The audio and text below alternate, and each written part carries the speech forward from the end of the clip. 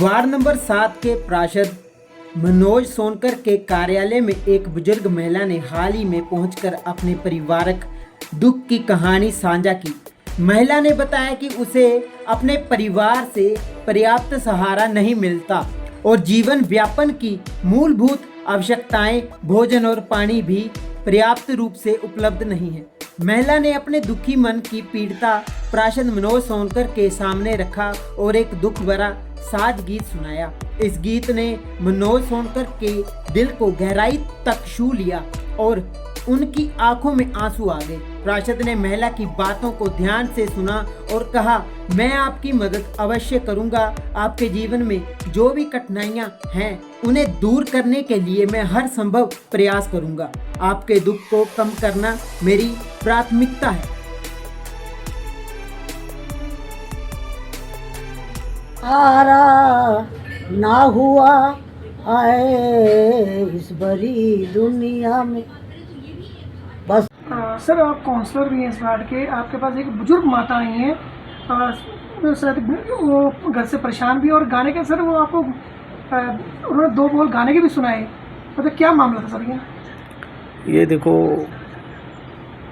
दुनिया में बड़ा दुख है, बहुत दुख है दुनिया के अंदर।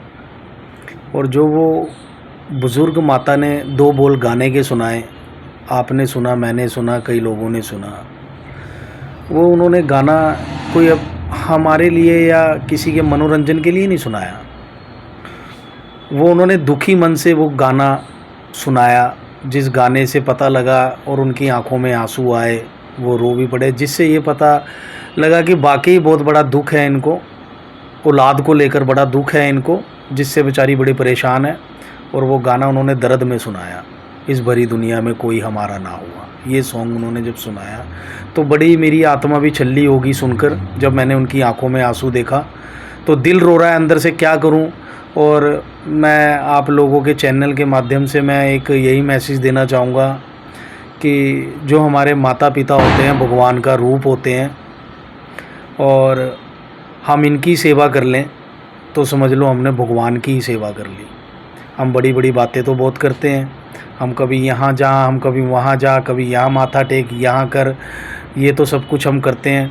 पर मेरा मानना ये है मेरे दोस्तों, मेरे भाइयों, कि अगर हम माँ बाप की सेवा सच्चे मन से, सच्चे दिल से कर लें तो भगवान माँ बाप के अंदर ही बसता है।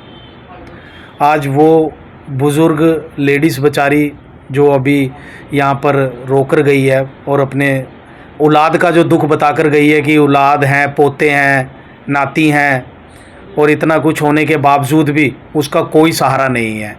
यहाँ तक कि वो कह के गई हैं कि अगर मुझे दवाई भी खानी होती है तो मुझे दवाई का एक गिलास पानी भी नहीं दिया जाता। तो बड़ी ही बस क्या बताऊँ, दुख दर्द बात है ये कि औलाद होने के बाद, सब कुछ होने के बाद, नाती पोते सब कुछ होने के बाद, और फिर भी इस चीज़ के लिए माता परेशान है। जिस उम्र में औलाद को सेवा करनी चाहिए, इनकी जितनी उम्र हो चुकी है, इतनी बुज़ुर्ग हो चुकी हैं बेचारी, इनकी सेवा करनी चाहिए, इनके तो पाँव धो धो के पीना चाहिए कि कम से कम बुज़ुर्गों का आशीर्वाद अभी परिवार के बीच में बैठा तो है। उन मूर्खों को ये समझना चाहिए कि बुज़ुर्गों का परिवार पे होना और आशीर्वाद रहना अपने बच्चों पे एक बहुत बड़ी बात होती है। जिनके नहीं है उनके मन से पूछ के देखिए, और जिनके पास हैं वो कदर नहीं कर पा रहे हैं। तो बहुत ही दुख दर्द बात है। मेरे से मदद मांगने आई थी और मैं उनकी मदद के लिए हमेशा खड़ा हूँ, चाहे मुझे कुछ भी करना पड़े उनके लिए, मैं करने को तैयार हूँ। प्रधान जी, वो आपके वार्ड की इतनी है कहीं और से? वो रहती तो मेरे वार्ड में ही है, मेरे वार्ड की ही थी महिला, पर आज उन्होंने जो दुख मुझे आकर बताया, ये उन्होंने पहली बार आकर दुख बताया मुझे इस प्रकार से।